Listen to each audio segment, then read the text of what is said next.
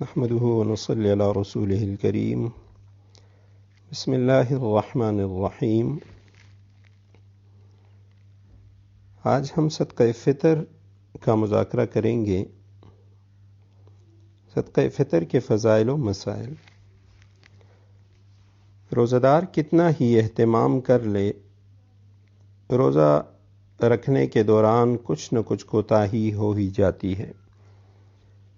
کھانے پینے اور روزہ توڑنے والی باتوں سے بچنا تو آسان ہوتا ہے، لیکن بیہودہ کلام، فضول مصروفیات، نامناسب گفتگو سے مکمل احتراز کرنا یہ مشکل ہوتا ہے۔ اس لیے اس طرح کی کوتاہیوں کی تلافی کے لیے شریعت میں رمضان المبارک کے ختم پر صدقۃ الفطر کے نام سے روزے کی ایک الگ زکوٰۃ واجب قرار دی ہے۔ ابو داؤد شریف میں حضرت عبداللہ ابن عباس رضی اللہ تعالی عنہما کی روایت ہے، فرض رسول اللہ صلی اللہ علیہ وسلم زکاة الفطر طہرۃ للصائم من اللغو والرفث۔ نبی اکرم صلی اللہ علیہ وسلم نے صدقہ فطر کو ضروری قرار دیا، جو روزہ دار کے لیے لغو اور بے حیائی کی باتوں سے پاکیزگی کا ذریعہ ہے، وطعمۃ للمساکین، اور مسکینوں کے لیے کھانے کا انتظام ہے۔ من اداہا قبل الصلاۃ فہی زکوٰۃ مقبولہ، جو شخص اسے عید کی نماز سے پہلے ادا کرے تو یہ مقبول زکوٰۃ ہوگی، اور جو اسے نماز کے بعد ادا کرے تو یہ عام صدقات میں سے ایک صدقہ ہے۔ اس روایت سے پتہ چلتا ہے کہ صدقہ فطر واجب ہونے کے دو مقاصد ہیں، ایک روزہ کی کوتاہیوں کی تلافی، اور نمبر 2 امت کے مسکینوں کے لیے عید کے دن رزق کا انتظام، تاکہ وہ بھی اس روز لوگوں کی خوشیوں میں شریک ہو سکیں۔ اور ایک روایت میں آپ صلی اللہ علیہ وسلم نے فرمایا، اغنوہم عن السؤال فی ھذا الیوم، یعنی اس دن عید کے دن مسکینوں پر اتنا خرچ کرو کہ وہ سوال سے بے نیاز ہو جائیں، لوگوں سے مانگنے سے بے نیاز ہو جائیں۔ تو اسی لیے علماء نے لکھا، جو صاحب وسعت لوگ ہیں، صاحب نصاب لوگ ہیں، تو وہ صدقہ فطر بر وقت ادا کرنے کا اہتمام کریں، کہ اس پر اجر و ثواب بھی زیادہ ہے اور ان کا جو صدقہ فطر ہے وہ بھی ادا ہو جاتا ہے۔ عبداللہ ابن عمر رضی اللہ تعالیٰ عنہ کے متعلق آتا ہے کہ عید سے 2-3 دن پہلے صدقہ فطر ادا کر دیا کرتے تھے۔ اب صدقہ فطر کس پر واجب ہے؟ تو وہ شخص جو صاحب نصاب ہے،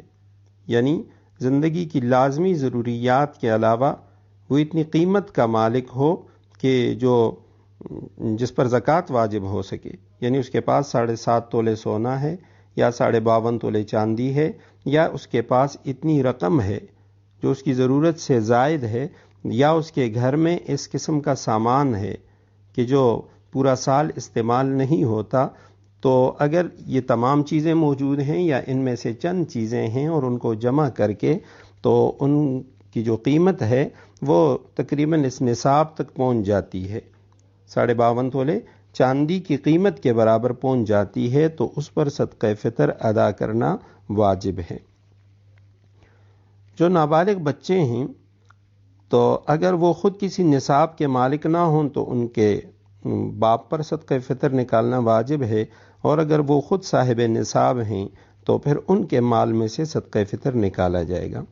اور اگر گھر میں کوئی کم فہم یا پاگل اولاد ہیں تو ان کی طرف سے بھی صدقہ فطر نکالنا یہ ضروری ہے، اگرچہ وہ چھوٹی عمر کا ہے یا بڑی عمر کا ہے۔ جو بڑی اولاد ہے، عاقل بالغ اولاد، اگر وہ خود صاحب نصاب ہیں تو وہ اپنا صدقہ فطر خود ادا کریں گے، لیکن اگر وہ باپ کی پرورش میں رہتے ہیں، کما کر باپ کو دیتے ہیں، باپ کے ساتھ رہتے ہیں، تو پھر ان کی طرف سے ان کا باپ ادا کرے۔ اگر وہ خود ادا کر سکتے ہیں تب بھی ٹھیک، باپ ادا کرے گا تو بھی ان کا صدقہ فطر ادا ہو جائے گا۔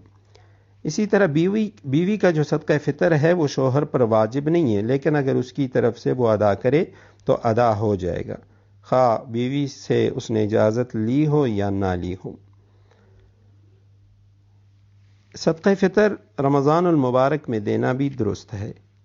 یعنی چونکہ اس کا وقت تو رسول اللہ صلی اللہ علیہ وسلم نے فرمایا کہ عید کی نماز کے لیے جانے سے پہلے ہے، لیکن علماء نے لکھا کہ رمضان کے مہینے میں اگر ادا کیا جائے تو یہ بھی درست ہے، بلکہ زیادہ بہتر ہے، تاکہ جو غریب فقیر ہیں تو وہ اس پہ اپنے لیے اپنے بچوں کے لیے کوئی چیز لے لیں۔ صدقہ فطر کی شرعی مقدار کیا ہے؟ تو صدقہ فطر کی جو شرعی مقدار ہے وہ 1 سا کھجور یا 1 سا کشمش یا 1 سا جو یا نصف سا گندم ہے، اور عام طور پہ ہمارے ہاں جو مقدار بتائی جاتی ہے 1.25 کلو گندم، تو یہ نصف سا کی بتائی جاتی ہے۔ تو یعنی وزن کے اعتبار سے علماء نے لکھا ہے کہ تقریباً 1.25 کلو یہ نصف سا جو گندم ہے وہ یا اس کی قیمت، اور اگر کوئی کھجور کشمش اس میں سے دینا چاہے تو پورا سا جو کھجور یا کشمش کا دے دیں۔ بہت سارے حضرات علماء انہوں نے لکھا ہے کہ آج کل نصف سا کے اعتبار سے ایک صدقہ فطر وہ یعنی اس کی قیمت بہت کم پڑتی ہے، تو 1.25 کلو یا 2 کلو گندم یا گندم کی قیمت کی، تو لہٰذا جو بڑے صاحب مال لوگ ہیں، مالدار لوگ ہیں، صاحب حیثیت لوگ ہیں، تو ان کو چاہیے کہ وہ بجائے اس کے کہ وہ یعنی نصف سا گندم کی قیمت لگانے، وہ 1 سا تقریباً یعنی 3 کلو اور 150 گرام کھجور یا کشمش کا حساب لگائیں، اور اس کی جو قیمت ہے وہ کھجور یا کشمش یا اس کی جو قیمت ہے وہ ادا کریں، کیونکہ اس میں ثواب بھی زیادہ ملے گا اور جو فقراء ہیں ان کو نفع بھی زیادہ ہوگا۔ حضرت عبداللہ ابن عباس رضی اللہ تعالیٰ عنہما نے بصرہ میں خطبہ دیتے ہوئے ارشاد فرمایا کہ پیغمبر علیہ السلام نے 1 سا کھجور یا جو یعنی آدھا سا گندم وہ صدقہ ضروری قرار دیا ہے، جو ہر آزاد غلام، مرد، عورت، چھوٹے اور بڑے پر لازم ہے۔ لیکن جب حضرت علی رضی اللہ تعالیٰ عنہ وہاں تشریف لائے اور دیکھا کہ گندم کا بازاری بھاؤ بہت سستا ہے، تو آپ نے ارشاد فرمایا کہ اللہ تعالیٰ نے تمہارے اوپر وسعت فرمائی ہے، اس لیے اگر تم صدقہ فطر ہر چیز کا 1 سا کے حساب سے نکالو تو زیادہ بہتر ہے۔ اور صدقہ فطر کے اندر جو بازار کا بھاؤ ہوتا ہے اس کا اعتبار ہوتا ہے، کنٹرول راشن کی جو دکانیں ہوتی ہیں یا یوٹیلیٹی سٹور پر جو ریٹ ہوتے ہیں تو اس کا اعتبار نہیں ہوتا، بلکہ بازاری ریٹ کا اعتبار ہوتا ہے۔ اسی طرح صدقہ فطر ایک جو ہے علماء نے لکھا ہے وہ یعنی ایک فقیر کو بھی دے سکتے ہیں، اور بہت سارے لوگوں کا صدقہ فطر وہ بھی ایک فقیر کو دیا جا سکتا ہے۔ اور اسی طرح صدقہ فطر کے اندر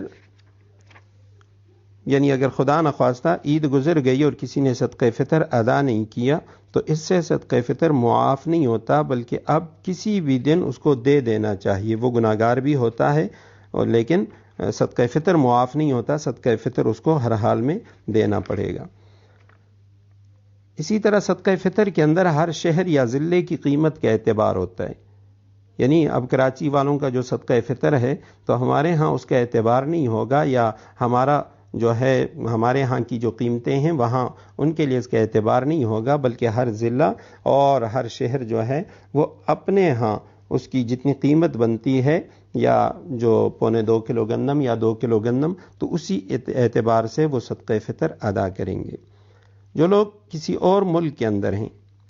مثلا خود وہ سعودی عرب میں یا کسی اور ملک میں ہے اور اس کے بچے وہ یہاں پاکستان میں ہیں، تو علماء نے لکھا اگر وہ وہاں پہ صدقہ فطر ادا کرے گا تو اس کو چاہیے کہ وہاں دیکھے کہ جس ملک میں فقراء کو زیادہ نفع ہوتا ہے، یعنی جہاں پہ ریٹ زیادہ ہیں، گندم جہاں پہ مہنگی ہے یا جہاں پہ آٹا مہنگا ہے، تو اسی جگہ کا اعتبار کیا جائے گا اور اسی جگہ کے اعتبار سے وہ صدقہ فطر ادا کرے گا۔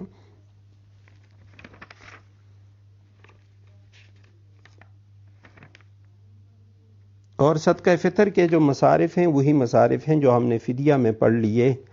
کہ یعنی اصول و فروع کے علاوہ، اپنے اصول و فروع کے علاوہ جتنے بھی غریب رشتہ دار ہیں، غرباء ہیں، مساکین ہیں، تو ان کو یہ دیا جا سکتا ہے۔ مسجد اور اسی طرح فلاحی کاموں میں، راستے کے بنانے میں وغیرہ، وہاں پہ صدقہ فطر کو خرچ نہیں کیا جا سکتا۔